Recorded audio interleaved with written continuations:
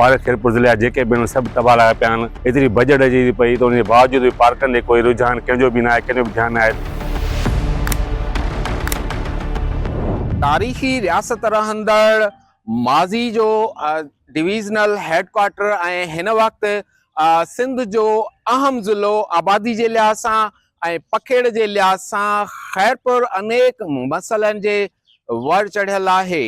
यकीनन खैरपुर में जेको आहे अॻूणे वॾे वज़ीर सैयद काइम अली शाह जे दौर में करोड़े रुपयनि बल्कि अरबे रुपयनि जी लागत सां केतिरा ई पार्क जेके आहिनि उहे तामीर कया विया, पर उन्हनि पार्कनि जी जेका बजट आहे ख़बर नाहे उहा किथे ख़र्च थी ऐं जेके मुलाज़िम पार्कनि ते जेको आहे मुक़ररु कया विया उहे बि नज़र न पिया अचनि। मां हिन वक़्तु खैरपुर जे फैज़ाबाद कॉलोनी वटि काइम जेको आहे बस टर्मिनल जे पार्क में मौजूदु आहियां। हिते हिन पार्क में जेको आहे तव्हांखे नज़र अची रहियो हूंदो त न हिते छबर आहे न गुल ॿूटा, बल्कि हिते गंद किचिरो नज़र अची रहियो आहे। हितां जे मक़ामी रहवासियुनि जो इहो चवणु आहे त हिते जेको आहे पार्कनि में शाम जे वक़्तु शाम थींदे ई हिते जेके मंशियात फ़रोश आहिनि या मंशियात जेके वापराईंदड़ आहिनि उन्हनि जा जेको आहे टोला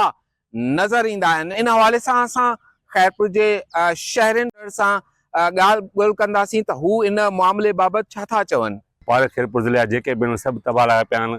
एतिरी बजट अची पई त उनजे बावजूद भी पार्कनि ते कोई रुझान कंहिंजो बि न आहे, कंहिंजो बि ध्यानु न आहे त काई सहूलियत मुयसरु कई वञे। जेके ॿार अची पंहिंजो रांदि खेॾनि या कोई नौजवान नस्ल जेकी अचे थी वेहे पंहिंजो को सुकून जो साह वठे, पर पार्क में अहिड़ी काई शइ मौजूदु न आहे। जेके पार्कनि में बदहाली जा शिकार आहिनि, पार्कनि में किनो पाणी आहे, उहा जेके हितां जा रहवासी गंद किचिरो छिड़नि था पिया, हिते वरी वण माना जानवर हे अचनि था पिया, कुता बिला अचनि था पिया हेॾां होॾां।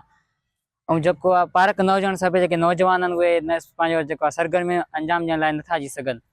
हिन जे करे जेको आहे सो पार्कनि ते नज़र कई वञे, उन्हनि जा हालात बहितर कया वञनि। खैरपुर जे शहरनि इहो मुतालबो कयो आहे त खैरपुर जा जेके पार्क आहिनि उन्हनि जी हालत बहितर बणाई वञे ऐं खैरपुर जे पार्कनि में जेका ॻरी बजट जेको आहे रिकॉर्ड में ॾेखारी वई आहे उन जी बि इंक्वायरी कई वञे त करोड़े अरबे रुपयनि जी लागत सां जेको आहे जेके दावा कई वई हुई त खैरपुर खे जेको आहे पेरिस बणायो वियो आहे, खैरपुर जी सूंहं वधाई वई आहे, उहा असांखे किथे बि नज़र नथी अचे पई। उन जी इंक्वायरी कई वञे ऐं पार्कनि जी जेको आहे हालत बहितर बणाई वञे ताकी खैरपुर जा जेके नौजवान आहिनि उहे ऑनलाइन गेमिन में घणो टाइम ॾियण सबबु जेको आहे उनजी ज़हनी सिहत ख़राब थियण जो बि अंदेशो हूंदो आहे। उन तरफ़ जेको आहे राग़ब थियण बजाए हू जेके फिज़िकल गेमियूं आहिनि उहे पंहिंजो उन्हनि खे टाइम ॾेई करे पंहिंजो जेको आहे मुआशरे में पंहिंजो सुठो किरदारु अदा कनि।